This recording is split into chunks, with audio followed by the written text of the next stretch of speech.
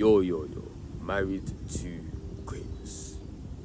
Now in this video, I'll be covering off a few tips that I use to overcome lust and to overcome fear.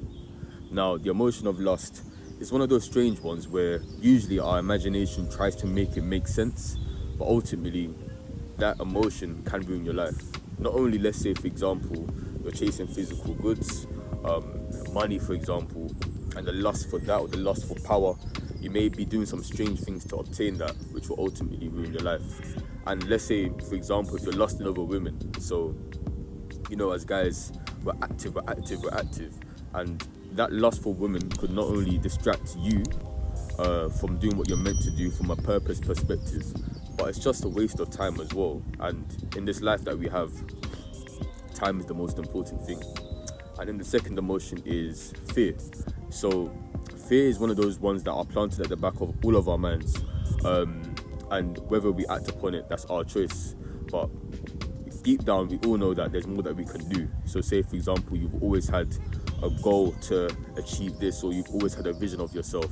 It's that fear that's at the back of our minds that prevent it. So these are a few of the items that I usually do to overcome both lust and fear. First and foremost, I have to strengthen my life force. So for me, my life force is everything, and it doesn't just include, like I say, semen retention. It includes eating well, sleeping well, meditating, and that life force needs to be enriched on a daily basis. I constantly need to be depositing more tokens, I would say, in my life force bank, and ultimately what the life force allows me to do is trust myself again. So every time that, again, I eat correctly, I'm not eating too much sugar, I'm drinking water, I'm enriching my life force, and it's enabling me to not only feel better about myself physically, but even mentally and spiritually.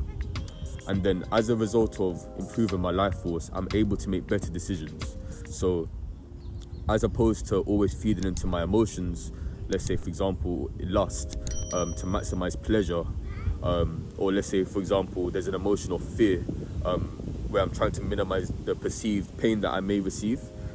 By strengthening my life force, it allows me to control my emotions better. So when there is a situation that does come up, I'm able to use my will and make the decision whether to feed into that emotion or intellectually do the right thing that aligns with the greater goal.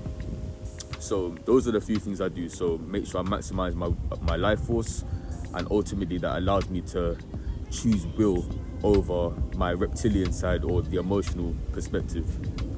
And the final thing that I try and do, especially after maximizing my life force on a daily basis, strengthening my will and utilizing my will, I always have to remember who I really am and who you really are too. So the reality is, you are made in the image of God.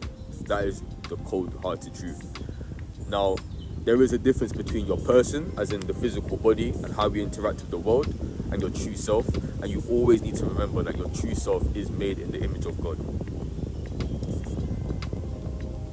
And essentially, as a result of that, you have the power to not only transcend those emotions of lust and the emotion of fear, but to really act in a godlike state.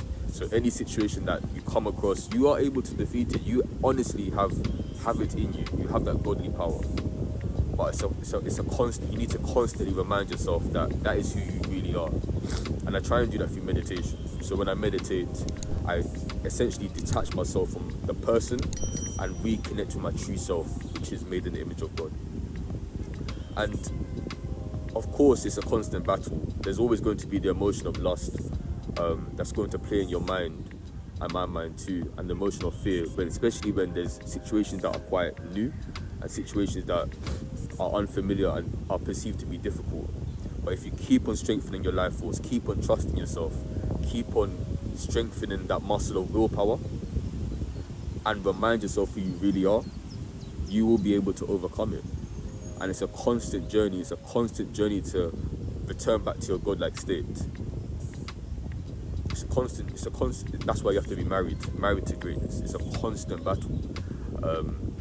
There'll be daily tests, but it'll be those daily tests where you meet those crossroads where you'll be able to, I would say, discern where you are in your development. So it's crucial to keep on pushing yourself and keep reminding yourself who you really are.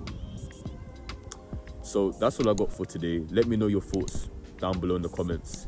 And if you like the video, there'll be more content coming. Don't forget to like and subscribe. Have a blessed day. Peace.